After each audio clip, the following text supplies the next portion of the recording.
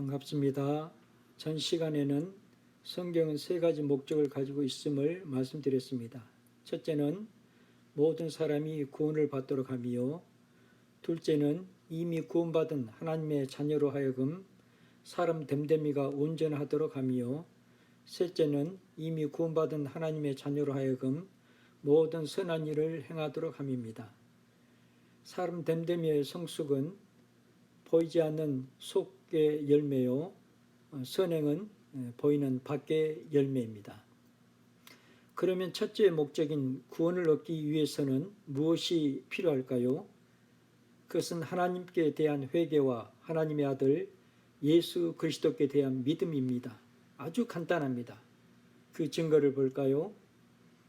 먼저 예수님의 복음 전파를 살펴봅시다. 마가복음 1장에 보면 요한이 잡힌 후 예수께서 갈릴리에 오셔서 하나님의 복음을 전파하여 가라사대 때가 찼고 하나님 나라가 가까웠으니 회개하고 복음을 믿으라 하시더라. 여기서 하나님의 복음은 하나님께서 그리스도를 보내셔서 인류를 구원하시는 좋은 소식을 뜻합니다. 다시 말해서 하나님께서 구원자를 보내셔서 인류를 구원하시는 좋은 소식을 뜻합니다. 예수님은 하나님 나라에 들어가기 위해서는, 즉 구원 얻기 위해서는 회개하고 복음을 믿으라고 말씀하신 것입니다. 이는 회개하고 하나님께서 보내신 구원자를 믿으라는 말씀입니다. 다음으로 사도 베드로의 복음 전파를 살펴봅시다. 사도행 2장에 보면 베드로가 가로되 너희가 회개하여 각각 예수 그리스도의 이름으로 세례를 받고 죄 사함을 얻으라. 그리하면 성령을 선물로 받으리니. 여기서 죄 사함을 얻으라는 말씀은 구원을 얻으라는 의미입니다. 성경에는 구원에 대한 다양한 표현이 있습니다. 죄 사함은 그 중에 하나입니다. 그리하면 성령을 선물로 받으리니, 이 말씀은 구원받은 사람에게는 거룩하신 하나님께서 은혜로 그와 함께 하신다는 뜻입니다. 왜냐하면 그는 이제 하나님의 자녀이기 때문입니다. 참 놀랍고 감격스러운 일이죠. 베드로는 죄 사함을 얻기 위해서는, 즉 구원을 얻기 위해서는 회개하여 각각 예수 그리스도의 이름으로 세례를 받으라고 외쳤습니다. 세례는 믿는 사람이 받기 때문에 베드로의 이 말은 회개하여 각각 예수 그리스도를 믿으라는 의미를 내포하고 있습니다. 마지막으로 사도 바울의 복음 전파를 살펴봅시다. 사도행 20장에 보면 유대인과 헬라인들에게 하나님께 대한 회개와 우리 주 예수 그리스도께 대한 믿음을 증거한 것이라. 여기서 유대인은 하나님을 아는 사람, 헬라인은 하나님을 모르는 이방 사람을 대표하므로 유대인과 헬라인은 곧 온 세상 모든 사람을 가리키고 있습니다. 핍박자에서 전도자로 변화된 사도 바울은 모든 사람에게 구원의 필수 조건인 하나님께 대한 회개와 우리 주 예수 그리스도께 대한 믿음을 증거한 것입니다. 이상과 같이 예수님과 그리고 베드로와 바울 모두 구원을 얻기 위하여는 두 가지가 반드시 필요함을 알려주었습니다. 자세히 표현하면 그것은 바로 하나님께 대한 회개와 하나님의 아들 예수 그리스도께 대한 믿음입니다. 그러므로 첫 번째 필수 조건은 하나님께 대한 회개입니다. 히브리서 11장 6절에 믿음이 없이는 기쁘시게 못하나니 하나님께 나아가는 자는 반드시 그가 계신 것과 또한 그가 자기를 찾는 자들에게 상 주시는 이심을 믿어야 할지니라 그랬습니다. 불신으로부터 회개죠. 시편 115편에는 저희 우상은 은과 금이요 사람의 수공물이라. 입이 있어도 말하지 못하며 눈이 있어도 보지 못하며 귀가 있어도 듣지 못하며 코가 있어도 맡지 못하며 손이 있어도 만지지 못하며 발이 있어도 걷지 못하며 목구멍으로 소리도 못하느니라. 미신으로부터 회개죠. 이사야서 55장은 악인은 그 길을, 불의한 자는 그 생각을 버리고 여호와께로 돌아오라. 그리하면 그가 긍휼히 여기시리라. 우리 하나님께로 나아오라. 그가 널리 용서하시리라. 죄악으로부터 회개입니다. 잠언 9장 10절에 여호와를 경외하는 것이 지혜의 근본이요 거룩하신 자를 아는 것이 명철이니라 하셨습니다. 경외는 회개의 증거입니다. 두 번째 필수 조건은 하나님의 아들 예수 그리스도께 대한 믿음입니다. 예수님을 믿는다는 것은 두 가지 의미가 있습니다. 아주 간단합니다. 그러나 매우 중요합니다. 안타깝게도 많은 신자들이 이것을 분명하게 알지 못하여 구원의 확신을 갖지 못하고 있습니다. 그 두 가지는 바로 예수님은 하나님의 아들이심을 믿습니다. 또한 그리스도이심을 믿습니다. 바꿔 말하면 예수님은 그리스도이심을 믿습니다. 또 하나님의 아들이심을 믿습니다. 라는 의미입니다. 구약에서 메시아, 신약에서 그리스도, 구주, 구원자, 구세주 다 같은 뜻입니다. 그리스도는 예수님의 사명을 표시합니다. 예수님이 그리스도이심을 확증한 것은 바로 십자가입니다. 로마서 5장 8절에서 우리가 아직 죄인 됐을 때 그리스도께서 우리를 위하여 죽으심으로 하나님께서 우리에게 대한 자기의 사랑을 확증하셨느니라 말씀하셨습니다. 하나님의 아들은 예수님이 인성 외에 또한 가지고 계신 신성의 신분을 표시합니다. 예수님이 하나님의 아들이심을 확증한 것은 바로 부활입니다.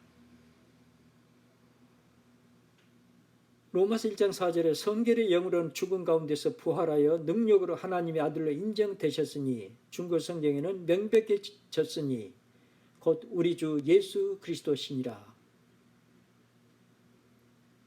그래서 이처럼 십자가와 부활은 예수님을 올바로 아는 열쇠요 비결입니다.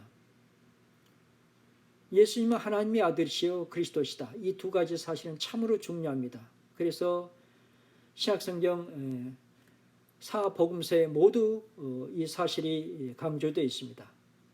사복음서 중에 가장 먼저 기록된 복음서는 마가복음이라고 하는데 그 최초에 기록된 마가복음 1장 1절에서 하나님의 아들 예수 그리스도 복음의 시작이라 그렇게 기록되어 있습니다. 마태복음 10장에는 주님께서 너희는 나를 누구라 하느냐? 시몬 베드로가 대답하여 가로되 주는 그리스도시요 살아계신 하나님의 아들이시니이다. 그 대답을 들으시고 주님께서는 매우 기뻐하셨습니다. 그리고 말씀하시길 바요나 시몬아 네가 복이 있도다. 이를 네게 알게 한 이는 혈육이 아니요 하늘에 계신 내 아버지시니라. 그러므로 예수님이 그리스도시요 살아계신 하나님의 아들이심을 안 사람은 바로 큰 은혜를 받은 자지요. 하나님께서 알게 하셨기 때문입니다. 마태복음 26장에는 대제사장이 가로되 내가 너로 살아계신 하나님께 맹세하게 하노니 네가 하나님의 아들 그리스도인지 우리에게 말하라. 그 당시 교권자들의 최대의 관심사항은 바로 소문으로 떠도는 그 예수님에 대한 얘기, 정말 하나님의 아들인지 그리스도인지 바로 그 사실이 최대의 관심사항이었습니다.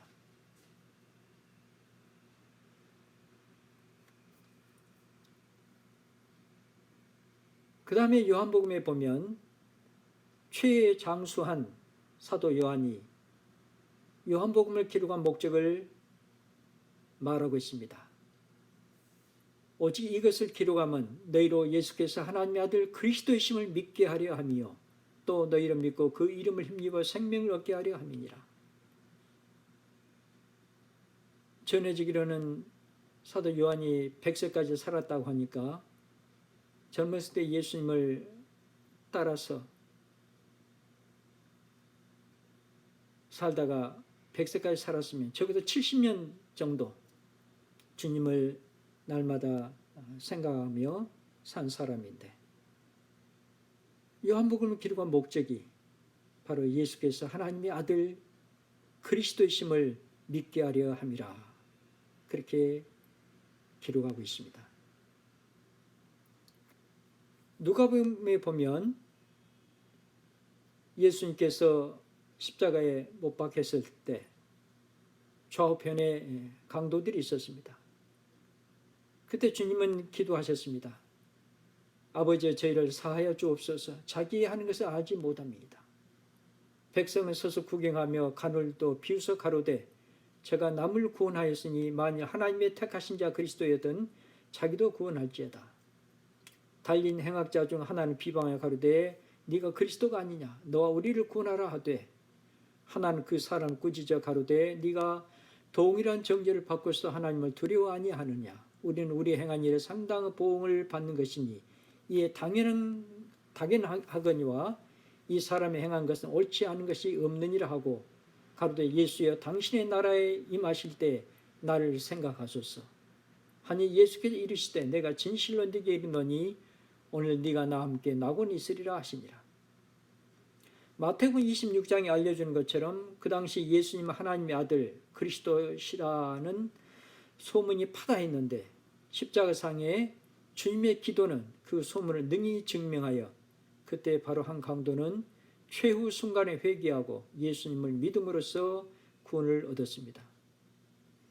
이처럼 사복음서 모두 이 두 가지 사실을 강조하고 있습니다.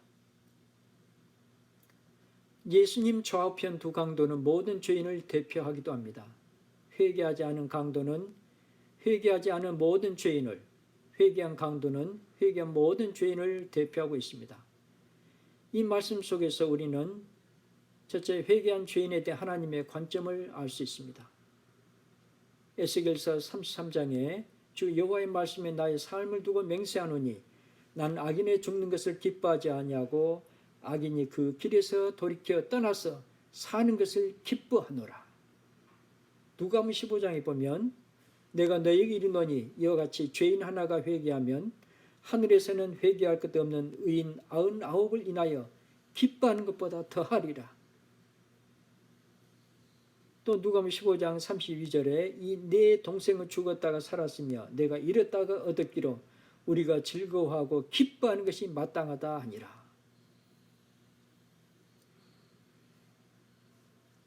두 번째, 하나님의 아들 예수 그리스도께 대한 믿음에 관한 하나님의 관점을 알 수 있습니다. 바로 영생을 얻게 하는 믿음이요, 보배로운 믿음이요, 지극히 거룩한 믿음입니다. 요한복음 3장 16절에 하나님이 세상을 이처럼 사랑하사 독생자를 주셨으니 이는 저를 믿는 자마다 멸망치 않고 영생을 얻게 하려 하십니다. 베드로후서 1장에 보면 보배로운 믿음이라 말씀하고 있습니다. 유다서 1장에 보면 지극히 거룩한 믿음이라 말씀하고 있습니다. 셋째, 구원은 우리의 행위에서 난 것이 아닌 하나님의 은혜의 선물임을 알 수 있습니다. 에베소 2장 8절 9절 말씀에 너희가 그 은혜를 인하여 믿음으로 말미암아 구원을 얻었나니 이것이 너희에게서 난 것이 아니요 하나님의 선물이라. 행위에서 난 것이 아니니 이는 누구든지 자랑치 못하게 함이니라. 사실 예수님 제자들은 주님께서 이 땅에 계신 동안에는 전혀 바르게 알지 못했습니다. 그 증거로 사도행전 1장 6절에 저희가 모였을 때 예수께 묻자 가로되 주께서 이스라엘 나라를 회복하심이 이때니까. 승천 직전의 질문입니다. 그럼 언제 알기 시작했을까요?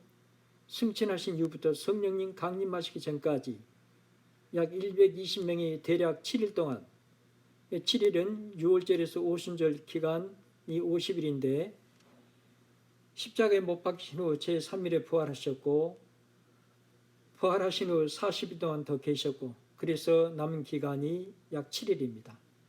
약 7일 동안 함께 모여 전심으로 기도하는 가운데 다시 새롭게 예수님을 생각하고 또한 다시 새롭게 성경을 생각하기 시작했습니다. 그러나 그들이 전심하여 새롭게 생각하는 가운데 부활의 주님은 이미 배웠기 때문에 큰 문제가 아니었지만 예수님의 십자가에 대해서는 정말 쉽게 이해할 수가 없었습니다. 왜냐하면 율법에 기록하기를 신명기 21장에 보면 나무 위에 달린 자는 하나님께 저주를 받았음이라 하였기 때문입니다. 하나님께 저주받은 자가 어떻게 우리의 구주가 될 수 있는가? 이는 유대인들에게는 매우 모순된 것이었습니다. 그래서 그들은 오히려 예수님의 십자가 사건을 더 깊이 있게 생각하기 시작했고, 이렇게 새롭게 생각하는 가운데 이사야 53장의 내용을 비로소 진정으로 깨닫게 되었습니다. 이사야 53장의 내용은 고난받는 메시아의 내용입니다.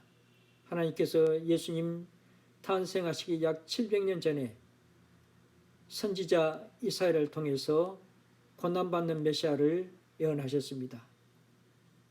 이스라엘 백성들이 생각하고 기대했던 영광의 메시아와는 정반대였습니다. 마침내 그들은 예수 그리스도의 십자가 사건을 비로소 깨닫기 시작했습니다. 베드로와 요한을 예로 들면 베드로는 베드로전서 2장에서 친히 나무에 달려 그 몸으로 우리 죄를 담당하셨으니 이는 우리로 죄에 대하여 죽고 의에 대하여 살게 하려 하심이라. 제가 채찍에 맞음으로 너희는 나음을 얻었느니라. 요한일서 4장에 사랑은 여기 있으니 우리가 하나님을 사랑한 것이 아니요 오직 하나님이 우리를 사랑하사 우리 죄를 위하여 화목제로 그 아들을 보내셨음이니라. 핍박자 바울도 이미 부활승천하신 살아계신 예수님을 직접 만난 후에는 바로 그러하였습니다. 사도행전 9장에 사흘 동안 보지 못하고 식음을 전폐하니라. 이런 가운데 전심에서 예수님을 새롭게 생각하고 성경을 새롭게 생각하기 시작했습니다. 그리고 사도행전 9장 19절에서 22절에 음식을 먹음에 강건하여지니라. 사울이 다메섹에 있는 제자들과 함께 며칠 있을새 즉시로 각 회당에서 예수의 하나님 아들이심을 전파하니 듣는 사람이 다 놀라 말하되 사울은 힘을 더 얻어 예수를 그리스도라 증명하여 다메섹에 사는 유대인들을 굴복시키니라. 사울은 예수님이 하나님의 아들이심을 먼저 알았고 그리고 나중에 예수님이 그리스도이심을 확실히 알고 증명하기 시작했습니다. 그래서 갈라디아 3장에 그리스도께서 우리를 위하여 저주를 받은 바 되사 율법의 저주에서 우리를 속량하셨으니 기록된 바 나무에 달린 자마다 저주 아래 있는 자라 하였습니다. 로마서 5장 6절에서 8절 우리가 아직 연약할 때 기약대로 그리스도께서 경건치 않은 자를 위하여 죽으셨도다. 의인을 위하여 죽는 자가 쉽지 않고 선인을 위하여 용감히 죽는 자가 혹 있거니와 우리가 아직 죄인 되었을 때 그리스도께서 우리를 위하여 죽으심으로 하나님께서 우리에게 대한 자기의 사랑을 확증하셨느니라 말씀하셨습니다. 핍박자였던 바울도 주님의 십자가에서 하나님의 공의와 사랑을 발견하였습니다. 하나님의 아들 예수 그리스도를 뒤늦게 깨달은 바울은 매우 놀라고 탐복하며 깊은 감동과 감격이 충만한 가운데 고백하기를 디모데전서 1장에 보면 믿보다 모든 사람이 받을 만한 이 말이요 그리스도 예수께서 죄인을 구원하시려고 세상에 임하셨다 하였도다. 죄인 중에 내가 괴순이라. 갈라디아서 6장에서는 내게는 우리 주 예수 그리스도의 십자가 외에 결코 잘할 것이 없다 하였습니다. 고린도전서 2장에서는 내가 내 중에서 예수 그리스도와 그의 십자가에 못 박히신 것 외에는 아무것도 알지 아니하기로 작정하였습니다. 그러므로 누구든지 가장 알기 어려운 십자가를 바르게 알면 하나님의 비밀인 예수 그리스도를 올바르게 알 수 있습니다. 케일케골은 인생은 40부터가 아니다. 20부터도 아니다. 인생은 십자가로부터다 라고 말했습니다. 예수님은 하나님의 아들이시여 그리스도이시다. 이 내용은 매우 중요합니다. 요약하면 제자들은 예수님이 이 땅에 살아계실 때는 올바르게 알지 못하였고 오히려 승천하셔서 이 땅을 떠나신 이후 더 이상 육신의 눈으로 볼 수 없을 때 비로소 새롭게 생각하기 시작했습니다. 11 제자와 바울의 공통점은 그들이 무엇보다도 성경을 통해서 하나님의 공의와 사랑이 있는 십자가 사건을 분명하게 깨달아 예수님이 그리스도이심을 마침내 알게 되었고 그리고 죽음 가운데서 부활하신 사건을 통해서 그동안 단지 한 인간으로만 알았던 예수님이 또한 하나님의 아들이시라는 사실을 명백히 깨닫게 되었습니다. 그래서 그들이 깨달은 예수님은 그리스도시요 하나님의 아들이시다라는 이 사실은 이미 살펴본 대로 특히 신약성경 전반에 걸쳐 큰 산맥을 이루며 다양하게 증거되고 있습니다. 이처럼 복음의 핵심인 십자가와 부활은 하나님의 비밀인 그리스도를 깨닫게 하는 중요한 열쇠입니다. 초대교회가 핍박을 받을 때 성도들은 그리스도인의 상징으로 물고기를 그렸습니다. 헬라어 익투스의 원래 의미는 물고기의 뜻인데 기독교 안에서 예수, 그리스도, 하나님 아들, 구세주를 표현하는 것으로 바뀌었습니다. 익투스 이 글자는 이 단어는 5글자인데 첫 자는 예수, 두 번째는 그리스도, 세 번째는 하나님, 네 번째는 아들, 다섯 번째는 구세주를 표현하는 것입니다. 그리고 물고기를 그려서 자신이 그리스도인임을 은밀하게 표시하였던 것입니다.